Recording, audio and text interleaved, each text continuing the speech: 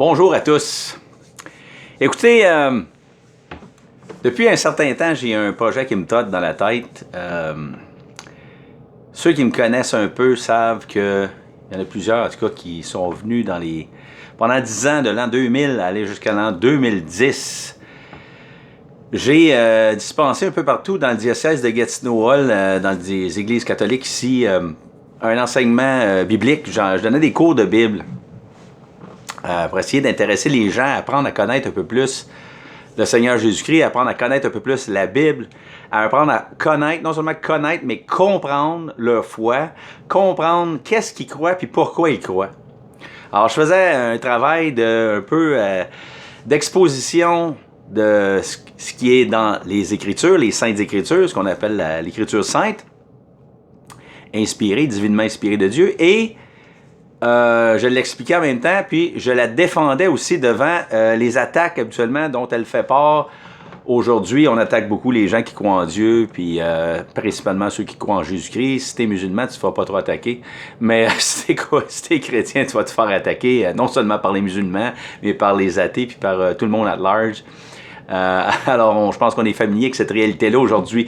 Et dernièrement, il y a eu une série d'événements dans ma vie qui m'ont fait prendre conscience qu'il était temps de reprendre le flambeau, puis de ramasser mon épée, puis de recommencer à me battre, de recommencer à frapper avec l'Évangile de Jésus-Christ. Parce qu'on est dans des temps absolument spéciaux aujourd'hui. De plus en plus, on approche d'une période... on est dans une période particulière, mettons, de l'histoire. Puis c'est pas juste à cause de COVID-19 puis toute la folie furieuse de nos dirigeants perdus. Seigneur Dieu Tout-Puissant, prends pitié d'eux. Mais c'est aussi à cause que les gens sont largement détournés de Dieu. Les gens ne croyant plus en rien se mettent à croire en n'importe quoi. C'est pas vrai que quelqu'un qui croit en rien, qui croit pas en Dieu, croit en rien. Non.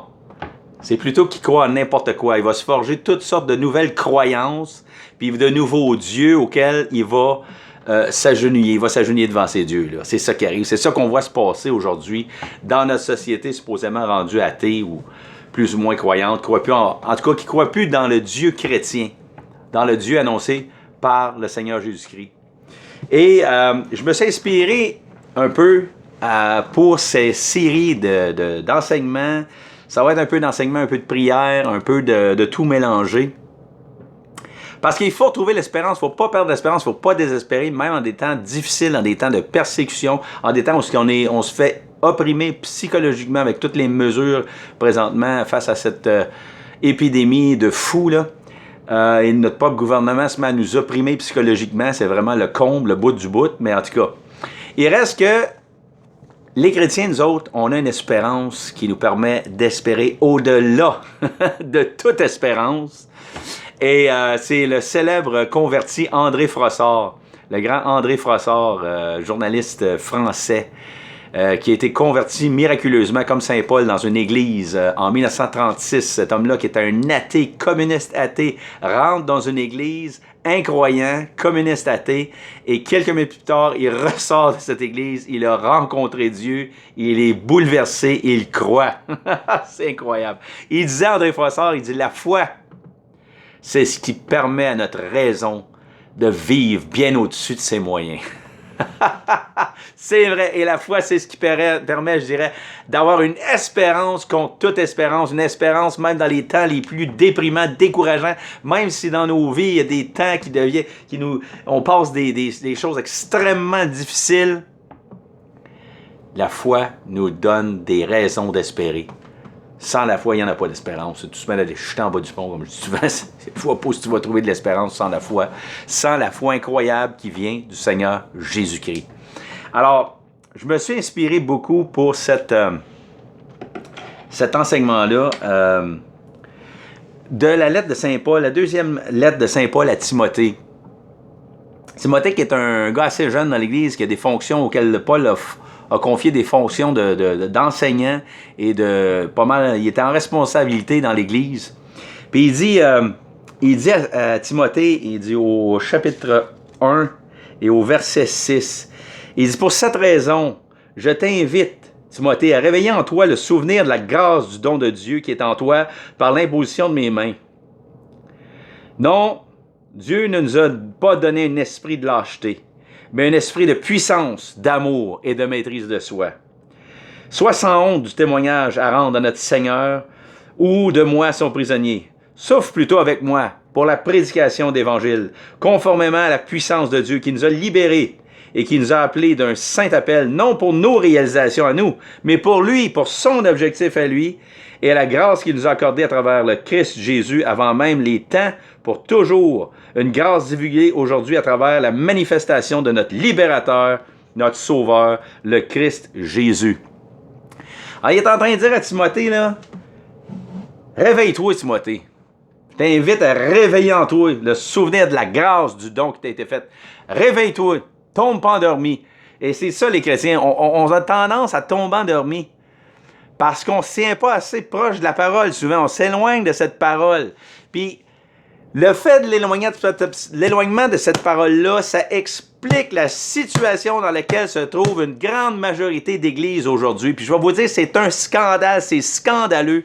Puis la raison pour laquelle pendant 10 ans, j'ai donné des cours de Bible dans le diocèse ici, moi, c'était pour tenter de réveiller ce goût de connaître Dieu davantage à travers sa parole, de le fréquenter dans sa parole, qui est une vraie nourriture, parce que le Seigneur a dit, l'homme ne vit pas seulement que de pain, mais de toute parole qui sort de la bouche de Dieu. Bon, ben ça, là, toutes ces paroles-là, là, c'est tout sorti de la bouche de Dieu, de la Genèse jusqu'à l'Apocalypse. Il y en a, en voulez-vous? Hein? Il y en a des paroles de Dieu là-dedans.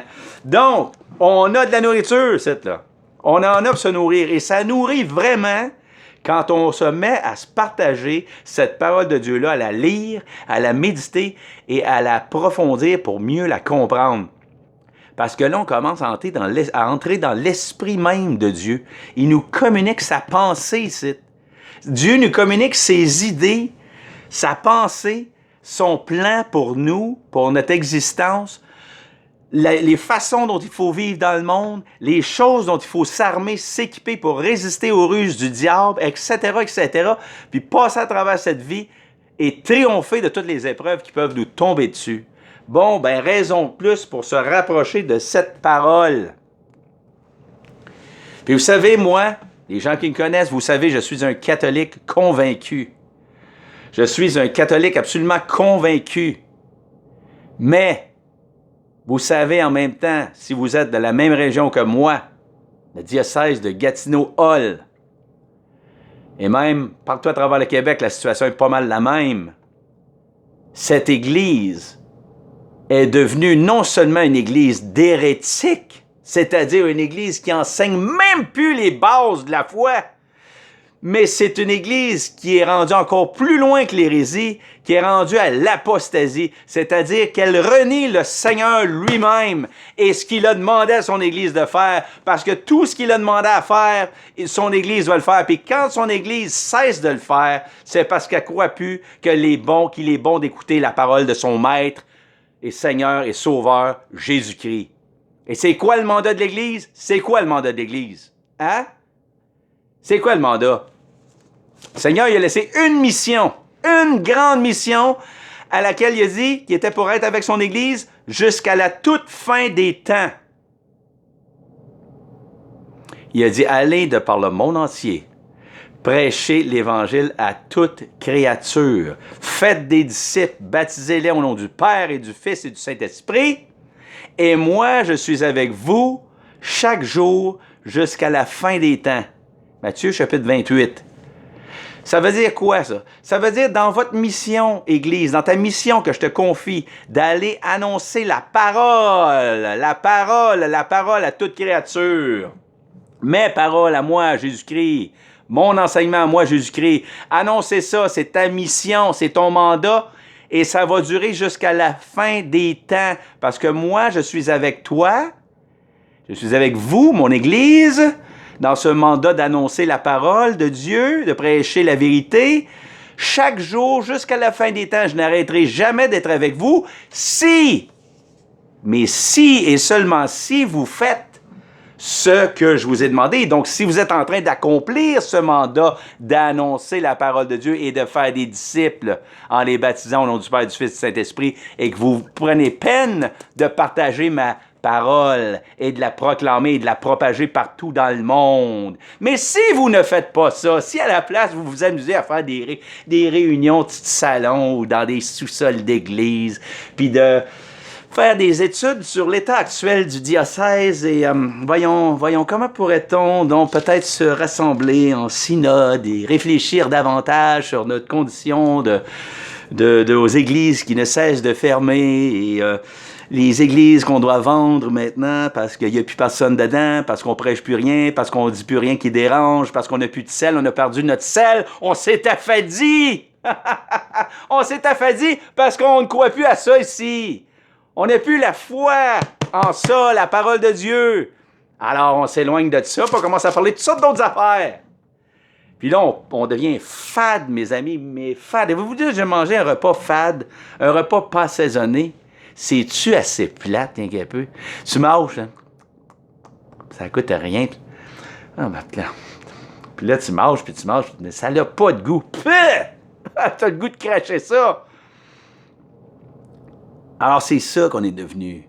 Après ça, on se demande pourquoi que l'Église catholique est en train d'être complètement désertée, mais totalement. C'est une question de temps. Là. Je ne sais pas combien de temps il reste, mais c'est à moitié fini. Le COVID, en plus, l'a rachevé le petit peu qui restait en interdisant les rassemblements de plus de 15 personnes, puis en les coupant complètement à un moment donné. Ça l'a rachevé beaucoup. Le petit peu de monde qui allait encore entendre n'importe quoi, tout et n'importe quoi, et surtout un gros rien.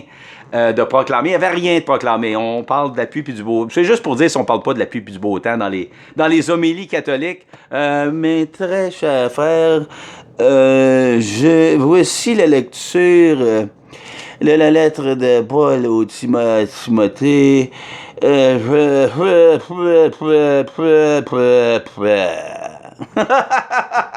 Ah oui, ça c'est dynamique. Ça c'est des gens qui ont la foi. Oui, ils ont la foi. Ils ont une foi vivante. Ils ont une conviction ferme dans le Seigneur Jésus-Christ puis le fait qu'il est vivant.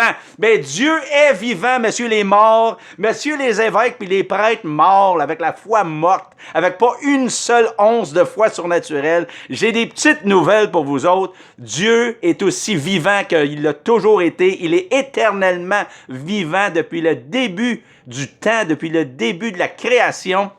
Et Jésus est vivant.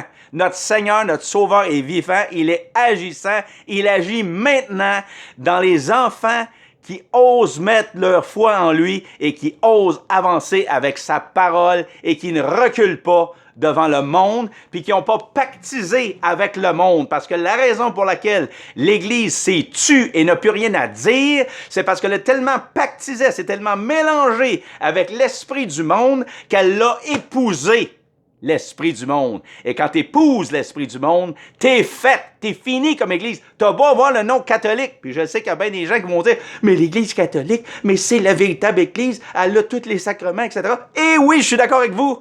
Mais même cette Église-là, si elle pactise avec le monde et elle épouse le diable, elle est faite à l'os. Elle va s'écrouler de tout son long. Il ne restera plus pierre sur pierre qui ne tombera pas à terre. C'est ce qu'on constate présentement dans notre diocèse de Gatineau. Alors, j'ai décidé que pour s'encourager, puisqu'on est dans une période d'énormes épreuves, une épreuve pour la foi des chrétiens catholiques en particulier, moi le premier, parce qu'à toute fin pratique, j'ai pas vraiment d'église où aller ici, dans ce diocèse-ci. Je suis pas en train de dire qu'il n'y en a pas une seule, il n'y en reste plus une seule qui est vivante, puis qu'il y a au moins un prêtre orthodoxe qui prêche l'orthodoxie à sa tête. Ça doit exister en quelque part. À Ottawa, il y en a peut-être quelques-unes encore, une ou deux, trois, je ne sais pas. Mais largement, mon expérience, après j'ai quand même 54 ans, ça fait quand même au moins 40 ans solide que j'évolue dans l'Église catholique, puis je me suis impliqué dans le passé, puis j'ai fait toutes sortes de choses. J'ai visité le diocèse ici à plusieurs reprises, j'ai aidé des confirmants, j'ai été parler des gens qui préparaient la confirmation, à toutes sortes de préparations sacramentelles, en plus de donner mes cours de Bible, etc., etc. Et je peux vous dire que, malheureusement, globalement, l'Église catholique ici, là, c'est terminé. C'est terminé, il reste juste à fermer le livre. Et vous savez, c'est quoi ça? C'est la volonté de Dieu qui s'accomplit devant un peuple qui lui a été infidèle à son commandement, à son mandat, comme je vous ai dit, le mandat de l'Église, annoncer l'Évangile, prêcher la parole, jusqu'à la fin des temps. jusqu'à ce que le Christ revienne chercher son Église. Regardez ce qui est dit ici, dans la deuxième lettre de Timothée, qui est très, très, très inspirant. Il nous dit ici, en parlant de temps, en tout cas, quelque chose qui s'applique définitivement à notre temps, et je lisais ça à une amie il y a pas longtemps, et je me suis dit, mon Dieu, que c'est vrai ça pour aujourd'hui. Timothée, chapitre 3, verset 1, « Sache que dans les derniers jours viendront des temps difficiles, car chacun n'aimera que soi-même, n'aimera que l'argent, sera suffisant, arrogant, calomniateur, rebelle avec ses parents, ingrat, profanateur, sans cœur, impitoyable, accusateur, sans discipline, sauvage, ennemi du bien, traître, téméraire, fou d'orgueil, aimera le plaisir plus qu'il n'aimera Dieu. En apparence dévoué, il aura abandonné la puissance de la dévotion. Détourne-toi d'eux. C'est ça qu'il est en train de dire, c'est pas la Timothée. Détourne-toi de cette gang de perdus-là. Pensez que c'est pas ça qu'on a dans l'Église partout présentement? Des gens qui ont abandonné, qui ont l'apparence de la dévotion, mais qui sont détournés de ça complètement, sont complètement ailleurs, sont complètement...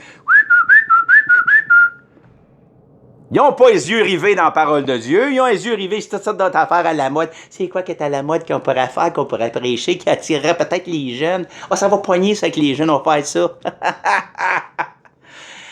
Il n'y a rien qui va pogner dans l'Église, sauf la parole, sauf le Seigneur Jésus-Christ. Lui, il attire tout le monde à lui. Quand j'aurai été élevé de terre, qui a dit le Seigneur, en voulant dire, une fois que je vais avoir été crucifié, puis que je vais être ressuscité après, là, j'attirerai tous les hommes à moi. Inquiétez-vous pas, j'ai pas besoin de votre aide, puis de vos manigances, puis de vos plans, puis de vos projets, puis vos ci, puis vos ça pour attirer. Si vous prêchez ma parole, si vous êtes fidèle à ça, vous allez voir, c'est moi qui va attirer à travers l'Esprit Saint agissant dans ma parole. Puis je vais les attirer, les gens, à votre Église, qui va oser proclamer une parole. Et il faut être audacieux pour faire ça. Puis il faut y croire. Il faut avoir la foi. Et voilà la racine. Les gens se demandent, mais comment est-ce qu'on en est arrivé à une telle destruction de la foi, un tel écroulement de l'Église catholique partout ici dans le diocèse, un peu partout au Québec, un peu partout au Canada, un peu partout dans le monde même. Et je parle pour l'Église catholique, puis pas juste pour l'Église catholique, mais toutes les grandes églises mainline qu'on appelle en anglais, les grandes églises, là, l'Église luthérienne, l'Église anglicane, l'Église méthodiste, l'Église presbytérienne, des églises, même parmi les protestants, qui étaient bien établies, puis qui ont déjà été dans de bien meilleures situations, sont toutes en déclin présentement aujourd'hui. Puis l'Église catholique n'y échappe pas.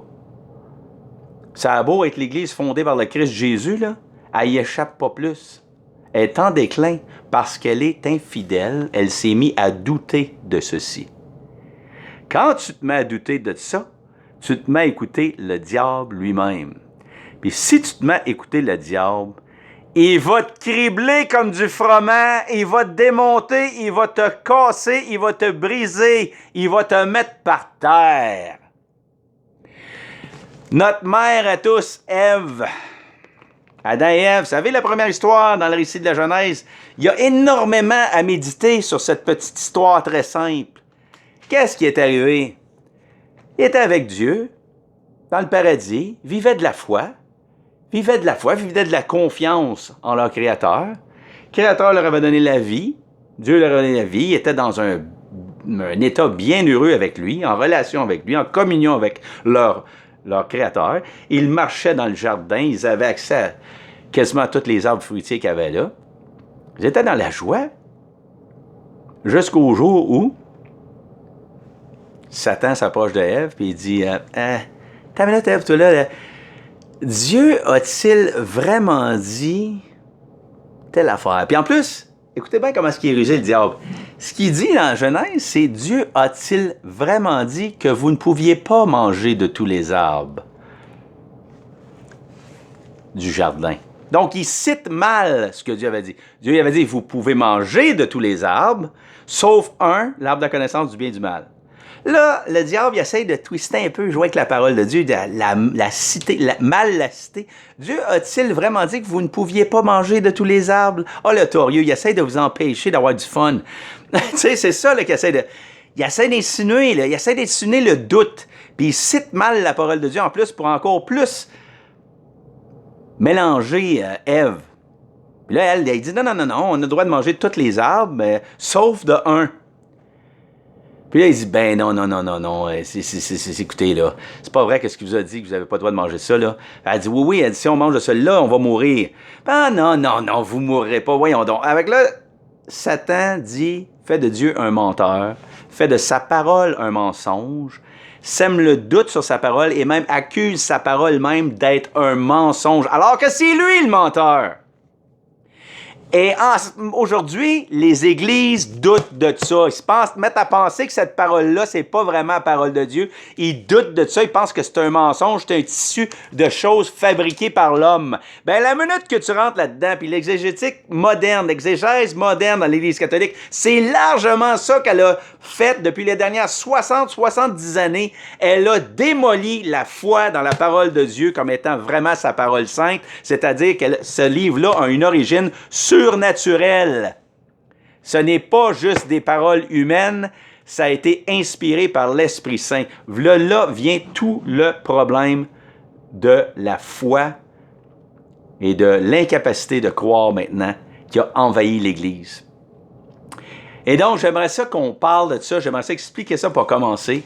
Je pense que dans cette série, je veux me servir comme je me suis toujours servi dans mes cours de Bible, de l'excellent catéchisme de l'Église catholique publié en 1992. Pas un catéchisme pour les enfants, pas le petit catéchisme de 1944 de Québec.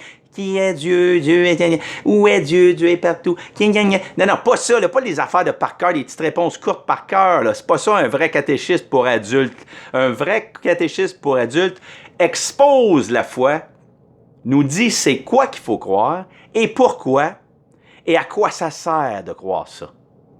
Et le catéchisme qu'on a eu de publier en 1992 sous le bienheureux Jean-Paul II, le pape Jean-Paul II, est tellement bien fait. Il nous amène tellement dans les profondeurs de la parole de Dieu.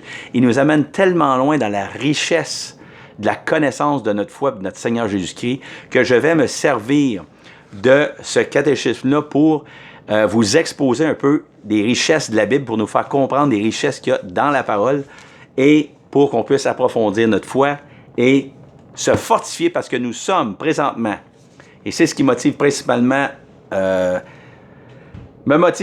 pour faire ces séries d'émissions-là, c'est que nous sommes vraiment dans une période d'épreuve et de difficulté dans l'Église catholique. Dans beaucoup d'autres églises at large aussi, même les protestants sont frappés par ça. Plusieurs églises protestantes sont frappées par cette même difficulté. On est dans une période d'apostasie générale. On n'a pas juste été dans l'hérésie, c'est-à-dire dire des choses qui sont fausses à propos de Dieu, fausses à propos de la révélation divine, mais on est rendu plus loin.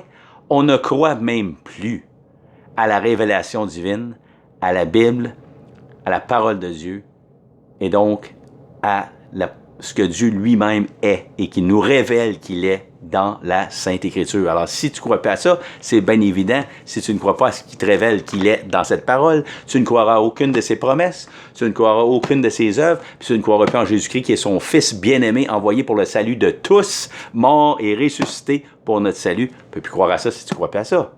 Si on ne croit pas à ça, tout part, les amis. Tout.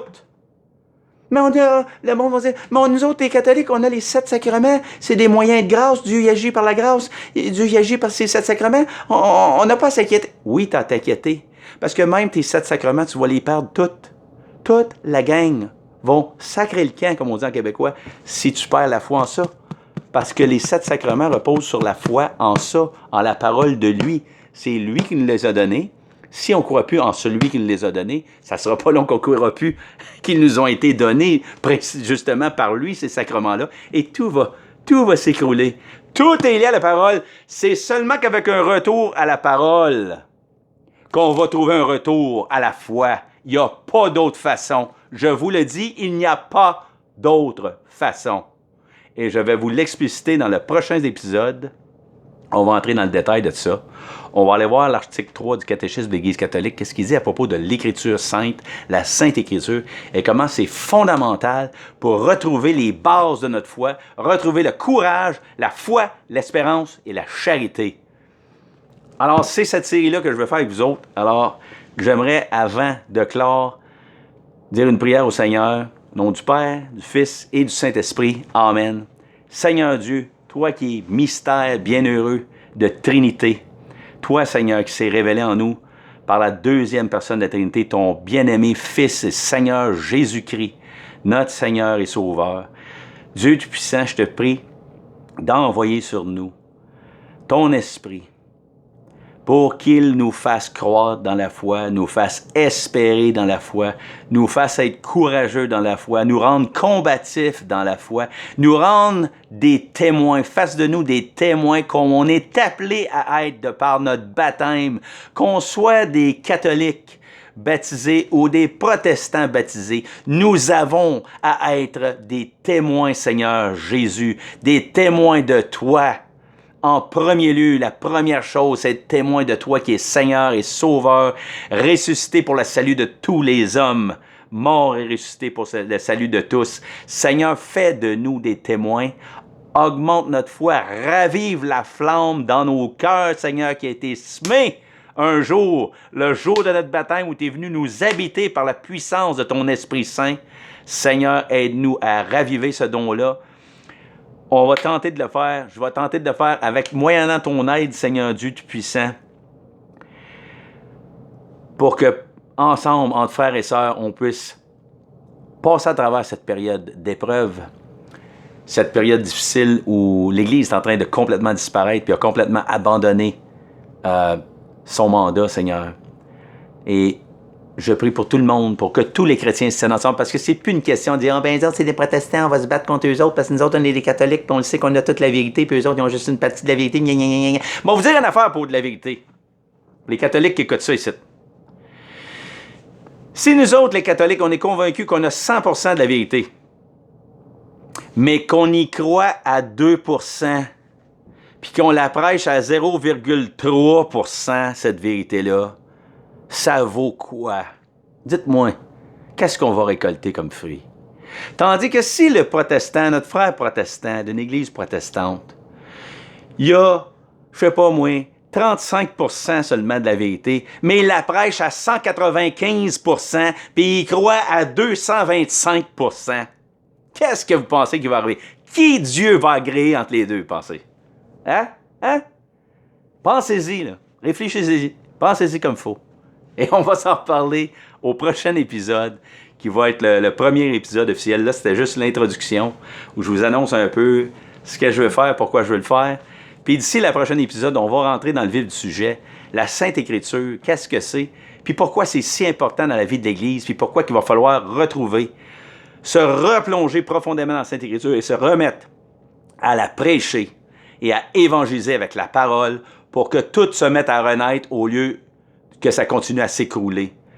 Mais peut-être ça va s'écrouler encore un bon bout parce que je crois que Dieu est en train de faire le ménage. Vous savez, si l'être humain, si l'homme refuse de faire le ménage, quand il y a un ménage à faire dans l'Église parce qu'il y a de l'hérésie puis il y a toutes sortes de cochonneries qui se passent dans l'Église de Dieu qui ne devraient pas être là, à un moment donné, Dieu, c'est lui qui va descendre faire le ménage. Puis si lui fait le ménage, il va utiliser le gros balai, lui. Puis ça va balayer rough puis fort.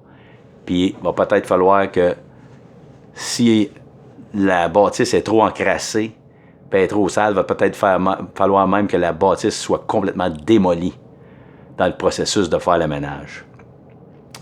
Alors, je vous laisse là-dessus. Que le Seigneur vous bénisse, chacun d'entre vous qui déciderait d'écouter cette série d'émissions-là que je vais tenter de faire au cours des prochaines semaines, des prochains mois. Que le Seigneur vous bénisse, vous garde. Priez pour moi, qui m'inspire.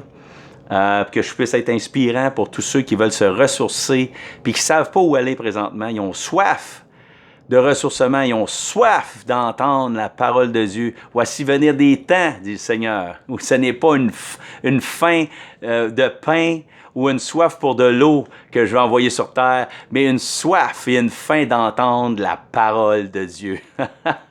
Oui, la parole de Dieu. Moi, j'ai soif de l'entendre. Puis quand je l'annonce, je me l'annonce à moi-même. Mais quand je l'entends annoncer par quelqu'un d'autre, à moi, je reprends vie. Puis c'est de même qu'on s'alimente les uns les autres, on se fortifie pour s'alimente.